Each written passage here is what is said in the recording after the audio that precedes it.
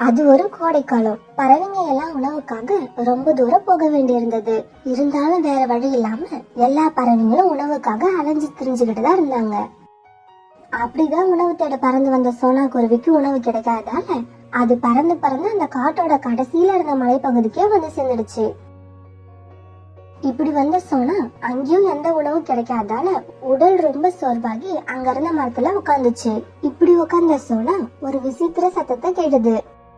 அந்த சத்தம் வந்த திசைய சோனா பார்த்தப்ப அங்க ஒரு கழுகு உட்கார்ந்து இருந்துச்சு. உடனே சோனா அதுகிட்ட போச்சு. சோனா குருவி கழுகு கிட்ட போனதுக்கு அப்புறம் தான் தெரிஞ்சது கழுகு அழுதுகிட்டு இருந்தது.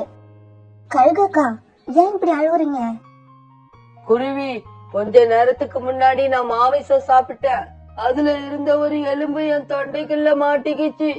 அது உள்ளேயும் போகாம வெளியும் வராம எனக்கு ரொம்ப வலிய குடுக்குது. இப்படியே இருந்தா நான் கண்டிப்பா செத்துடுவேன். நீ ஏதாவது பண்ணி அந்த எலும்பை எடுத்து விட. எடுத்து விடலாம் தான், ஆனா என்னோட உயிருக்கு பாதுகாப்பு இருக்குமா? குருவி, நீ எதுக்கும் பயப்படாத. நான் உன்னை ஒன்னும் செய்ய மாட்டேன். கழுகு இப்படி சொல்ல சோனா போய் கழுகு வாயில இருந்த அந்த எலும்பை எடுத்து விட்டது. அப்பாடா குருவி, இப்பதான் எனக்கு உயிரே வந்தது. தொண்டையில வலியும் இல்ல. நான் உயிர் பிழைப்பன்னு நினைக்கவே இல்ல தெரியுமா? கடவுள் மாதிரி வந்து நீ என்ன காப்பாத்திட்ட. ஆமா, உன் பேர் என்ன? நீ எப்படி இந்த பக்கம் வந்த? என் பேர் சோனா. நாங்க இருக்கிற பக்கம் உணவு கிடைக்காததால இந்த மலை பக்கம் வர வேண்டியதாயிடுச்சு. ஆனா இந்த பக்கம் வந்து உணவு எதுவும் கிடைக்கல. சோனா, உன்னோட நல்ல மனசுக்கு கண்டிப்பா உணவு கிடைக்கும். இப்ப நீ என்னோட கூட்டுல கொஞ்சம் பழங்கள் இருக்கு பாரு, அதை எடுத்துக்கிட்டு போ. நீ என் உயிரை காப்பாத்துறதுக்காகவே இந்த பக்கம் வந்த மாதிரி இருக்கு. உன்னை நான் எப்பவுமே மறக்க மாட்டேன் சோனா. பிறகு சோனா அந்த பழங்களை எடுத்துக்கிட்டு அங்க இருந்து பறந்து போச்சு. இப்படி சோனா போனதுக்கு அப்புறம் தன்னோட கூட்டுக்கு போன கழுகு அங்க சோனாவோட மணி விழுந்து கிடக்கிறத பாத்துச்சு. அடடா, இது சோனா குருவி போட்டிருந்த மணிதானே? பழம் எடுக்க வந்தப்ப இங்க விழுந்துடுச்சு போல இருக்கு. இப்ப இத என்ன பண்ணலாம்? சரி சரி, இன்னும் 4 நாள் கழிச்சு நாம தான் கடற்கரை பக்கம் இருக்கிற காட்டுக்கு போவோம்ல. அப்ப அப்படியே இந்த மணிய சோனா வீட்டுல கொண்டு போய் கொடுத்துட்டு போயிடுவோம். சோனா குருவிக்கு சிச்சி பியூட்டின்னு 2 குழந்தைங்க. சோனாவுக்கு இப்ப உணவு தேடுறது மட்டும் பிரச்சனை இல்ல, இவங்க 2 பேரும் சமாளிக்கிறது அதை விட பெரிய பிரச்சனை. கடவுளே, நான் வீட்டுக்கு போறப்ப என் பசங்க 2 பேரும் வீட்டுக்குள்ளேயே இருக்கணும். சோனா இப்படி வேண்டிக்கிட்டு போனாலும் அதோட குழந்தைங்க என்னவோ வீட்டுக்கு வெளியில தான் விளையாடிக்கிட்டு இருந்தாங்க. இத பார்த்த சோனா கோபமா வீட்டுக்குள்ள போக அத பார்த்த பசங்க 2 பேரும் வேக வேகமா அம்மா பின்னாலேயே வீட்டுக்குள்ள போனாங்க. சிச்சி பியூட்டி, உங்க 2 பேருக்கும் எத்தனை தடவை சொல்றது வீட்டை விட்டு வெளியே வராதீங்கன்னு? என் பேச்சு கேட்கவே மாட்டீங்களா? அம்மா அம்மா, அக்கா அம்மா முதல்ல வெளியே போனா, அதுக்கப்புறம் அம்மா நான் போனேன். அம்மா அம்மா, இல்லம்மா, தம்பி தாமா முதல்ல வெளியில போனா, அவனை கூப்பிடாதாமா நானும் வெளியில போனேன். விளையாடுறப்ப ஒன்னா விளையாட வேண்டியது, அம்மாவை பார்த்த உடனே ஒருத்தர் மேல ஒருத்தர் கம்ப்ளைண்ட் பண்ண வேண்டியது. அம்மா அம்மா, உங்க கழுத்துல இருந்த மணியை காணோம், எங்கம்மா போச்சு? தெரியல பியூட்டி, இன்னைக்குன்னு பார்த்து அம்மா ரொம்ப தூரம் பறந்து உணவு தேட போனேன். எங்க விழுந்திருக்குமோ யாருக்கு தெரியும்? இப்படி பேசின 3 பேரும் இரவு உணவை சாப்பிட்டு படுத்து தூங்கினாங்க.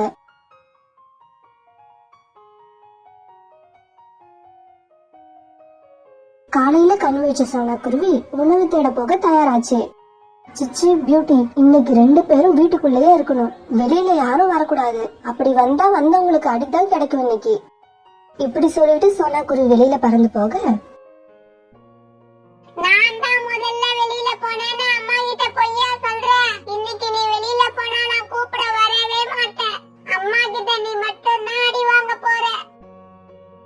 வீட்டை விட்டு கிளம்புன சோனா வழியில கிளிய பார்த்தது. என்ன சோனா, இப்பெல்லாம் என் கூட உணவு தேட வரதே இல்ல? கிளியக்கா, நான் என்ன செய்யறது? உணவு தேட என்னால ரொம்ப தூரம் வர முடியாது. என் பசங்க 2 பேரும் வீட்டை விட்டு வெளியில வந்து விளையாட ஆரம்பிச்சுட்டாங்க. இப்படி விளையாடுற அவங்க எங்கேயாவது ரொம்ப தூரம் போயிடுவாங்களோன்னு பயமா இருக்கு. சோனா, நான் சொல்றதை கேளு. உங்க வீட்டுக்கு பக்கத்துல இருக்க மரத்துல ஒரு ஊஞ்சல் செஞ்சு கட்டி விடு. அப்புறம் பாரு, உன் குழந்தைங்க 2 பேரும் ஊஞ்சலை விட்டு வேற எங்கேயும் போக மாட்டாங்க. கிளியக்கா, இது உண்மையிலேயே நல்ல ஐடியாவா தான் எனக்கு படுது. நான் இப்பவே வீட்டுக்கு போய் என் குழந்தைங்களுக்காக ஒரு அழகான ஊஞ்சல் தயார் பண்றேன். இப்படி செஞ்சா என் பசங்க ஊஞ்சல்லையே தான் விளையாண்டுகிட்டு இருப்பாங்க. வீட்டை விட்டு தூரமா எங்கேயும் போக மாட்டாங்க. பிறகு சோனா குருவி வீட்டுக்கு வந்து தன் குழந்தைங்களுக்காக அழகான ஒரு ஊஞ்சல் தயார் செஞ்சுச்சு. இப்படி தயார் செஞ்ச ஊஞ்சல்ல தன் குழந்தைங்களை உட்கார வச்சு விளையாட விட்டுச்சு. ஊஞ்சல்ல உட்கார்ந்து ஆட சிச்சுவுக்கும் பியூட்டிக்கும் ரொம்ப சந்தோஷம். அம்மா அம்மா இனிமே நாங்க ரெண்டு பேரும் ஒண்ணா ஊஞ்சல்ல உட்கார்ந்து சந்தோஷமா விளையாடுவோம். ஆமா அம்மா, இனிமே நீங்க உங்களை பத்தி கவலைப்படாதீங்க. நீங்க திரும்பி வர வரைக்கும் நாங்க இங்கேயே தான் இருப்போம். இப்படி செஞ்சதால சோனா குருவிக்கு இப்ப குழந்தைங்கள பத்தி கவலை இல்லாம இருந்துச்சு. உணவு தேட வரப்ப குழந்தைங்கள ஊஞ்சல்ல உட்கார வச்சுட்டு வந்தா சோனா திரும்பி வர வரைக்கும் அவங்க ஊஞ்சல்லே விளையாண்டுகிட்டு இருந்தாங்க. ஒரு நாள் கால கோரிக்காவங்களோட பையன் ஜக்கு பறந்து பறந்து சோனா குருவியோட வீட்டு பக்கம் வந்தான். அப்படி வந்த ஜக்கு அந்த ஊஞ்சலையும் பாத்துட்டான். ஐ ஊஞ்சல், இந்த ஊஞ்சல் எவ்வளவு அழகா இருக்கு. இதுல விளையாண்டா ரொம்ப ஜாலியா இருக்கும். இந்த ஊஞ்சல் இப்பவே எனக்கு வேணும். சிச்சு, பியூட்டி ரெண்டு பேரும் கீழே இறங்குங்க. இதுல நான் தான் விளையாடணும். இது இனிமே என்னோட ஊஞ்சல். ஜக்கு, எங்க அம்மா இந்த ஊஞ்சலை விட்டு இறங்க கூடாதுன்னு சொல்லிட்டு போயிருக்காங்க. அதுவும் இல்லாம நீ பெரிய பையன் தானே, உனக்கு தான் பறக்கவும் தெரியும்ல. அப்புறம் எதுக்கு நீ ஊஞ்சலை கேக்குற? நான் இப்பவே போய் எங்க அம்மா கிட்ட சொல்றேன். அப்புறம் பாருங்க இந்த ஊஞ்சலை எங்க அம்மா அவங்க கிட்ட இருந்து எப்படி வாங்கி தராங்கன்னு. சோனா ஆண்டிய எங்க அம்மாவை பார்த்து பயப்படுவாங்க தெரியுமா? இப்படிதான் நீங்க பேசினா நாங்க பயப்பட மாட்டோம். ஜக்கு ரொம்ப கோபமா அங்க இருந்து கிளம்பி தன்னோட அம்மா கோரிய பார்க்க போனான். அம்மா அம்மா, சோனா ஆண்டி சிச்சுக்கும் பியூட்டிக்கும் ஒரு ஊஞ்சல் செஞ்சு கொடுத்திருக்காங்க. அது ரொம்ப அழகா இருக்கு. அந்த ஊஞ்சல் இப்பவே எனக்கு வேணும். ஊஞ்சல் தானடா வேணும், அதுக்கு ஏன்டா அழுவுற? நான் இப்பவே வந்து அந்த ஊஞ்சல் உனக்கு வாங்கி தரேன். இப்படி சொன்ன கோரி ஜக்கு கூட சோனா குருவி வீட்டுக்கு போச்சு.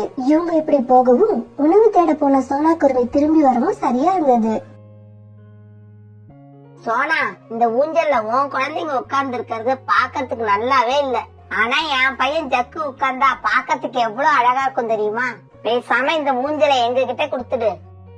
ஒவ்வொரு அம்மாவுக்கும் தன்னோட குழந்தைதான் அழகா இருக்க மாதிரி தோணும். அதுக்காக நான் ஏன் இந்த ஊஞ்சலை உங்களுக்கு தரணும்? முடிஞ்சா நீங்களே ஒரு ஊஞ்சலை செஞ்சு உங்க பையன் கிட்ட கொடுங்க.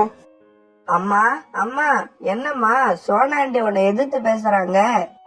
சோனா, இப்ப இந்த ஊஞ்சலை கொடுக்க முடியுமா முடியாதா?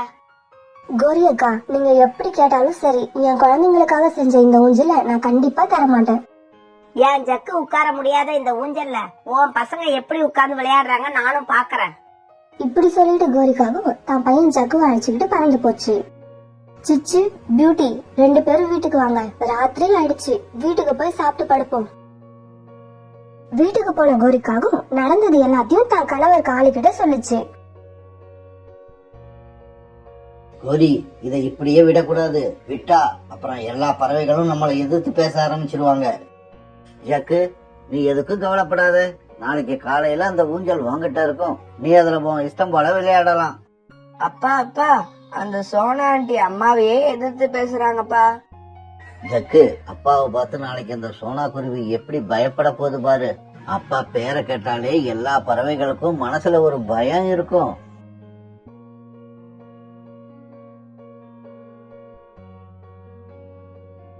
மறுநாள் காலையிலேயே காலுக்காகவும் கோரிக்காகவும் ஜக்கு இவங்க 3 பேரும் சோனா வீட்டுக்கு கிளம்பி போனாங்க. சோனா குருவியும் ஊஞ்சல தங்களோட குழந்தைங்க 2 பேரையும் உட்கார வச்சுட்டு உணவு தேட கிளம்புற நேரம். சோனா, இந்த ஊஞ்சல் என் பையனுக்கு ரொம்ப பிடிச்சு போச்சு. இப்ப நாங்க இந்த ஊஞ்சலை எடுத்துக்கிட்டு போக போறோம். இப்படி உங்க குடும்பமே என் பின்னால வந்து தொல்லை கொடுக்குறீங்களே, உங்களுக்கு வெக்கமா இல்ல? ஜக்கு, உனக்கு ஊஞ்சல் தானே வேணும். நாளைக்கே உங்க வீட்டுக்கு வந்து இதே மாதிரி ஒரு ஊஞ்சல் தயார் பண்ணி தரேன். இப்ப போங்க இங்க இருந்து. அம்மா அம்மா, எனக்கு வேற ஊஞ்சல் வேணாம். இந்த ஊஞ்சல் தான் வேணும். இந்த ஊஞ்சலை நான் யாருக்கும் எப்பவும் கொடுக்க மாட்டேன். அம்மா அம்மா, இவங்களா யாருமா? பிச்சை எடுக்கிறவங்களா? சோனா, உன் பையனுக்கு வாய் ரொம்ப அதிகமாயிடுச்சு, அடக்கி வை. எங்களை பார்த்து என்ன சொல்றான் பாத்தியா? பெரியவங்களான உங்களுக்கே நீங்க பண்றது தப்புன்னு தெரியல. இந்த குழந்தைங்களுக்கு என்ன தெரியும்? ஜக்கு சின்ன பையன், நீங்க தான் அவனுக்கு அடுத்தவங்க பொருளை கேக்குறது தப்புன்னு எடுத்து சொல்லி புரிய வைக்கணும். அதை விட்டு அவன் பின்னாலேயே நீங்களும் போய்கிட்டு இருந்தீங்கன்னா எங்கேயாவது நல்லா உதவாங்கி தான் திருந்துவீங்க. சோனா, உனக்கும் வாய் ரொம்ப அதிகமாயிடுச்சு. கோரி அக்கா, எல்லாம் உங்ககிட்ட இருந்து கத்துக்கிட்டதுதான். இவங்க இப்படி பேசிக்கிட்டு இருக்கும்போது இத வேடிக்கை பார்க்க நிறைய பறவைகள் வர காலுவும் கோரியும் ஜக்குவை அழைச்சுக்கிட்டு அங்க இருந்து பறந்து போனாங்க. இப்படி போன இவங்க கோரியோட ஆந்த சிறுச்சியனை அழைச்சுக்கிட்டு வந்து எல்லா விஷயத்தையும் அவங்க கிட்ட சொன்னாங்க. காலுஜி, நீங்க போய் அந்த குருவி கிட்ட ஊஞ்சலை கேளுங்க. அது கொடுக்க மாட்டேன்னு தான் சொல்லும். உடனே நீங்களும் தலைவியும் சேர்ந்து சோனாவை அடி பின்னி எடுங்க. நான் அந்த சமயத்துல அந்த குருவியோட குழந்தைங்களை தூக்கி போட்டுட்டு அந்த ஊஞ்சலை எடுத்துக்கிட்டு பறந்து போயிடுறேன். பிறகு எல்லாரும் சோனா குருவி வீட்டுக்கு பறந்து போனாங்க. சோனா, உன் குழந்தைங்களை ஊஞ்சலை விட்டு தூக்கிக்க. அப்படி இல்ல உன் குழந்தைங்களை தூக்கி எறிஞ்சிட்டு அந்த ஊஞ்சலை நாங்க எடுத்துக்கிட்டு போயிடுவோம். கோரி அக்கா, என் பக்கம் நியாயம் இருக்கு. இத யார கேட்டாலும் சொல்லுவாங்க. நியாயம் என் பக்கம் இருக்கிறப்ப உங்களோட வெட்டி மிரட்டலுக்கு பயப்படணும்னு எனக்கு அவசியம் இல்ல. என்னது வெட்டி மிரட்டலா? இப்ப பாரு எங்களோட அடிய. எங்களோட அடி ஒவ்வொன்னும் உனக்கு இடி மாதிரி விழும்பாரு. இப்படி சொன்ன காலுவும் குறியும் சோனா குருவி அடிக்க அது பக்கத்துல போனாங்க. இந்த சமயத்துல கடற்கரை பக்கம் உள்ள காட்டுக்கு போன கழுகு சோனாவோட மணியை கொடுக்க சோனா வீட்டுக்கு வந்துச்சு. என்ன காவங்களே, சோனாவை அடிக்கிற மாதிரி வரீங்க? என்ன விஷயம்? கழுகக்கா, இது எங்களுக்குள்ள உள்ள சின்ன பிரச்சனை. இத நாங்களே தீர்த்துக்கிறோம், நீங்க கண்டுக்காதீங்க. கழுகக்கா, நீங்க எங்க இப்படி? சோனா, நீ என் உயிரை காப்பாத்துன அன்னைக்கு இந்த மணியை என் கூட்டிலேயே விட்டுட்டு வந்துட்ட. அத கொடுக்கதான் நான் இப்ப இங்க வந்தேன். ஆனா இங்க வந்ததுக்கு அப்புறம் தான் தெரியுது நான் இங்க நல்ல சமயத்துல வந்திருக்கேன்னு. இங்க என்ன நடக்குதுன்னு எனக்கு தெளிவா சொல்லு. நான் என் குழந்தைங்க விளையாடுறதுக்காக ஒரு ஊஞ்சல் செஞ்சு கொடுத்தேன். இப்ப காலும் கோரியும் வந்து அவங்க பையன் ஜக்குவுக்கு அந்த ஊஞ்சல் வேணும்னு கேட்டாங்க. நான் தரமாட்டேன்னு சொன்ன உடனே என் அடிக்க வராங்க.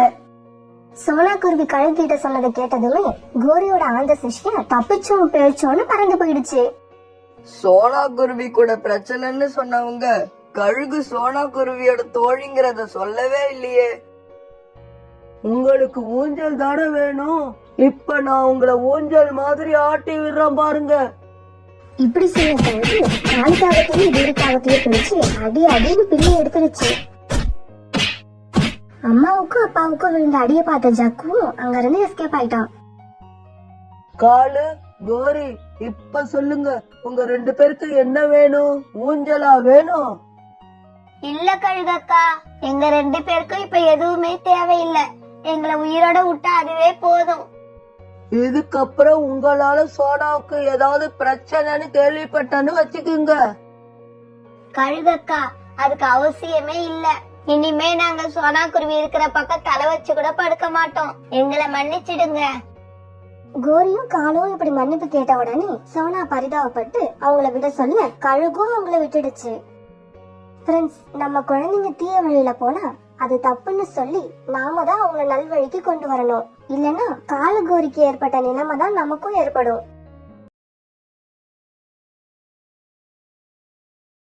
கோடை காலத்துல அந்த காட்டுல திடீர்னு மழை பெய்ய ஆரம்பிச்சது.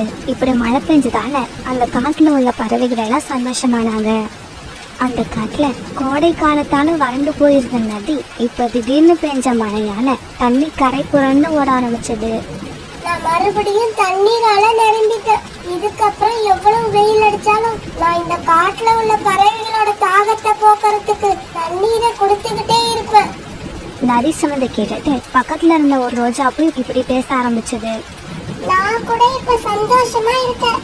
ஏன்னா இந்த காடு பூரா என்னோட நறுமணத்தை வீசி இங்க வர்ற எல்லாரையும் சந்தோஷப்படுத்துவேன். எனக்கு நல்லவங்க கெட்டவங்க அப்படிங்கிற பாகுபாடே கிடையாது. என்னோட பாசத்தை எல்லாருக்கும் சரிசமமா கொடுப்பேன். இவங்க 2 பேர் பேச்சையும் கேட்டுட்டு இருந்த பக்கத்துல இருந்த மரம் இப்படி பேச ஆரம்பிச்சது. இன்னும் கொஞ்ச நாள் இப்படி வெயில் அடிச்சுக்கிட்டே இருந்திருந்தா நான் இறந்தே போயிருப்பேன். நல்ல வேலை என்னை சாக விடாம மழை பெஞ்சு எனக்கு உயிர் உண்டாக்கிடுச்சு. இதுக்கப்புறம் எனக்கு எந்த கவலையும் இல்லை. என்னை தேடி வர எல்லாருக்கும் குளிமையான நிழலை கொடுப்பேன். பசியோட வர்றவங்களுக்கு சாப்பிட பழங்களை கொடுப்பேன். அந்த காட்டுல உள்ள எல்லாருமே இப்படி மழை பெய்ஞ்சதால ரொம்ப சந்தோஷமா இருந்தாங்க. இந்த சமயத்துல குக்கு தன்னோட வீட்டுல அம்மா மேல படுத்துக்கிட்டு சோனா குருவியை கேள்வி மேல கேள்வியா கேட்டுக்கிட்டு இருந்தான். அம்மா, இந்த மழை எப்படிமா பெய்யுது? குக்கு, கடல்ல உள்ள நீர் வெயினால ஆவியா மாறி மேல போய் மேகமா மாறுது. நீரோட எடை அதிகமா உள்ள மேகங்கள் மேல குளிர்ந்த காற்று பட்ட உடனே மழையா மாறி மேகத்துல உள்ள நீர் மறுபடியும் பூமிக்கு வந்துடுது. அம்மா, இந்த கடல் நீர் ஏன் எப்பவும் வத்தி போகவே மாட்டேங்குது? வானத்துல இருந்து மழையா பெய்யற நீர் எல்லாம் மறுபடியும் கடல்லையே போய் கலக்கிறதால கடல் நீர் எப்பவுமே வத்தி போகாது. காலுக்காவத்தால எப்பவுமே பசியை பொறுத்துக்க முடியாது. அதனால மழை பெஞ்சிட்டு இருந்தாலும் அதை பத்தி கவலைப்படாத காலுக்காக உணவு தேடுறதுக்காக வெளியில பறந்து போச்சு. காகமே, உனக்கு ரொம்ப பசிக்குதா? சாதாரண பசி இல்ல, கொலை பசி பசிக்குது. இன்னும் கொஞ்ச நாள் போகட்டும். நான் உன்ன மாதிரி பசியில உள்ள பறவைகளுக்கு இனிப்பான பழங்களை கொடுப்பேன். ஏய் பரமே, நான் இப்ப எதையாவது சாப்பிட்டாதான் நீ பழங்களை கொடுக்கற வரைக்கும் உயிரோட இருக்க முடியும். அது தெரியுமா உனக்கு? கோவப்படாத காகமே, என்னோட வேர் பகுதியில சில நெல்மணிகள் விளைஞ்சிருக்கு. இப்ப உனக்குள்ள பசிக்கு அது போதும்னு நினைக்கிறேன். பிறகு அந்த மரத்தோட வேறு பகுதியில இருந்த நெல்மணிகளை காலுக்காக சாப்பிட ஆரம்பிச்சது. காலுக்காக அந்த நெல்மணிகளை சாப்பிட்டு முடிச்சதும் பக்கத்துல இருந்த ஆறு இப்படி பேச ஆரம்பிச்சது. காகமே, காகமே, என் பக்கத்துல வா, உன்கிட்ட ஒரு விஷயம் சொல்லணும். ஆறு இப்படி கூப்பிட்ட உடனே காலுக்காக அந்த ஆத்துக்கு பக்கத்துல போச்சு. நதியே, என்கிட்ட என்ன விஷயம் சொல்ல போற? சீக்கிரமா சொல்லு. என்னோட பசி அடங்கிடுச்சு. நான் சீக்கிரமா வீட்டுக்கு போய் தூங்கி ஆகணும். இங்க பாருங்க, எவ்வளவு தண்ணீரை என்னால நிரப்பிக்க முடியுமோ நான் அவ்வளவு தண்ணீரை நிரப்பிக்கிட்டேன். இதுக்கு மேல என்னோட உடம்புல தண்ணீரை நிரப்பி வைக்க இடம் இல்ல. இதுக்கு அப்புறமும் மழை நிக்காம இப்படி பேஞ்சுக்கிட்டே இருந்தா என்னை என்னாலேயே கட்டுப்படுத்த முடியாது. அப்புறம் நான் வெள்ளமா மாறி இந்த காட்டையே அழிச்சிடுவேன். நதி இப்படி சொன்னதும் அதை கேட்ட காலுக்காக பயந்து போயிடுச்சு. இங்க பாரு நதியே, ரொம்ப நாள் வெயில்ல காஞ்சதுக்கு அப்புறம் இப்பதான் நாங்க கொஞ்சம் சந்தோஷமா இருக்கோம். இப்ப இந்த காட்டுல வெள்ளம் வந்துச்சுன்னா எங்களோட சந்தோஷம் சோகமா மாறிடும். அப்படி நடக்காம இருக்கணும்னா நீ ஒரு காரியம் செஞ்சாகணும். இந்த கடிதத்தை எடுத்துக்கிட்டு போய் மேகத்தோட தலைவன் கிட்ட கொடு. நதியே, இந்த கடிதத்தை நான் கொண்டு போய் மேகத்துக்கிட்ட கொடுக்க தயாரா இருக்கேன். இருந்தாலும் அந்த மேகம் எங்க இருக்குன்னு எனக்கு தெரியாதே. இங்க பாரு, சோனா குருவி அழைச்சிக்கிட்டு கடல் பக்கமா போ. அங்கதான் அந்த மேகம் இருக்கும். அந்த மேகத்தை பத்திய எல்லா விவரமும் சோனா குருவிக்கு தெரியும். நான் இப்பவே கிளம்புறேன். ஆனா நாங்க போய் இந்த கடிதத்தை மேகத்துக்கிட்ட கொடுக்கற வரைக்கும் நீ வெள்ளமா மாறிடாத. இங்க பாருக்காகமே, என் கையில எதுவுமே இல்ல. உங்களால எவ்வளவு சீக்கிரம் போக முடியுமோ அவ்வளவு சீக்கிரம் போங்க. உடனே காலுக்காக அந்த கடிதத்தை எடுத்துக்கிட்டு சோனா குருவி வீட்டுக்கு பறந்து போச்சு. சோனா, நான் நதி பக்கம் போய் இருந்தேன். நதி பூரா தண்ணீரால நிரம்பி கரபுரண்டு ஓடுது. இப்படி ஆரம்பிச்ச காலுக்காக பிறகு அங்க நடந்த கதை எல்லாத்தையும் சோனா குருவி கிட்ட சொல்லுச்சு. காலண்ணா, என்ன இப்படி சொல்றீங்க? இது ரொம்பவும் ஆபத்தான விஷயம். நம்ம சீக்கிரமா இந்த கடிதத்தை எடுத்துக்கிட்டு மேகத்துக்கிட்ட போய் ஆகணும். குக்கு, நீ இந்த கூட்டில் படுத்து தூங்கு. நானும் காலண்ணாவும் இந்த கடிதத்தை எடுத்துக்கிட்டு மேகத்தை பார்க்க போறோம். போன வேலையை நல்லபடியா முடிச்சுட்டு நாங்கள் 2 பேரும் சீக்கிரமா வீட்டுக்கு திரும்பி வந்துடுவோம். அம்மா, என்ன பத்தி கவலைப்படாம நீங்க சீக்கிரமா கிளம்புங்க. நான் உங்களுக்காக காத்துக்கிட்டே இருப்பேன். பிற காலக்காரனும் சோனா குருவி மேகத்தை பார்க்கறதுக்காக பறந்து போனாங்க. மழை ரொம்பவும் வேகமா பெய்தால இவங்களுக்கு பறந்து போக கஷ்டமா இருந்தது. இருந்தாலும் மற்ற பறவைங்களோட உயிரை காப்பாற்றணுங்கிற எண்ணத்துல இவங்க 2 பேரும் எங்கேயும் நிக்காம மேகத்தை தேடி பறந்து போனாங்க. இப்படி போனவங்க கடற்கரைக்கும் பக்கத்துல இருந்த மேகத்தோட தலைவனை சந்திச்சு நதி கொடுத்து அனுப்பின கடிதத்தை கொடுத்துட்டாங்க. அந்த கடிதத்தை படிச்ச மழை மேகம் பிறகு இப்படி பேச ஆரம்பிச்சது. என்னது, நதி அதுக்குள்ள நீரால நிரம்பிடுச்சா? ஆமா மேகண்ணா, நீங்க இப்படியே மழை பெஞ்சுக்கிட்டு இருந்தீங்கன்னா நதியால தாக்கு பிடிக்க முடியாம வெள்ளமா மாறி காட்டுக்குள்ள வந்துரும். ஆமா, நதியில இதுக்கப்புறம் தண்ணீரை நிரப்பி வைக்கிறதுக்கு கொஞ்சம் கூட இடமே இல்ல. நீங்க சீக்கிரமா மழை பெய்யறத நிறுத்திக்கங்க. மழை பெய்யற மேகங்களுக்கெல்லாம் இதுக்கப்புறம் மழை பெய்ய வேண்டாம்னு செய்திய சொல்லி அனுப்புங்க. இங்க பாருங்க, நாங்க இந்த இடத்தை விட்டு அடுத்த இடத்துக்கு போகணும்னா எங்களுக்கு காத்தோட உதவி தேவைப்படும். அதனால நீங்க என்ன பண்ணுங்க, நான் கொடுக்கிற கடிதத்தை காத்தோட ராஜா சூறாவளி கிட்ட கொண்டு போய் கொடுங்க. அந்த சூறாவளியால தான் எங்க எல்லாரையும் ஒரு இடத்துல இருந்து இன்னொரு இடத்துக்கு கொண்டு போக முடியும். இப்படி சொன்ன அந்த மேகத்தோட தலைவன் இவங்க கிட்ட ஒரு கடிதத்தை கொடுத்துச்சு. பிறகு இந்த மேகம் கொடுத்த கடிதத்தை எடுத்துக்கிட்டு சோனா குருவியும் காலுக்காகவும் காத்தோட அரசன் சூறாவளியை பார்க்க கிளம்பினாங்க. இப்படி போன இவங்க ஒரு பெரிய மலைப்பகுதியில அந்த சூறாவளியை சந்திச்சாங்க. ராஜா ராஜா, சூறாவளி ராஜா, நாங்க மலைப்பக்கம் உள்ள காட்டுல வாழ்ற பறவைகள். எங்க காட்டுல உள்ள நதி இப்ப பேஞ்சுகிட்டு இருக்க மழையால பூரா நிரம்பிடுச்சு. இதுக்கு மேலையும் மழை பெஞ்சா வெள்ளம் வந்து எங்க காட்டையே அழிச்சிடும். அதை தடுத்து நிறுத்துறதுக்காக மேகத்தோட தலைவனை பார்க்க வந்தோம். இப்படி வந்த எங்க கிட்ட மேகத்தோட தலைவன் ஒரு கடிதத்தை கொடுத்து உங்களை பார்க்க அனுப்பி விட்டாரு. இங்க பாருங்க, நான் இப்ப ரொம்ப பிஸியா இருக்கேன். சீக்கிரமா அந்த லெட்டர்ல என்ன எழுதி இருக்குன்னு நீங்களே படிச்சு சொல்லுங்க. காற்றோட அரசன் சூறாவளிக்கு என்னோட வணக்கம். நீங்க சீக்கிரமா இந்த பறவைகள் கூட போய் அவங்க காட்டுல மழை பெஞ்சுகிட்டு இருக்க மழை மேகங்களை தூக்கிக்கிட்டு போய் மழை பெய்யாம வறண்டு கிடக்கிற இடத்துல விட்டுடுங்க. அப்படியா? உங்க காட்டுல உள்ள நதி இப்ப வெள்ளம் வர்ற நிலைமையில இருக்கா?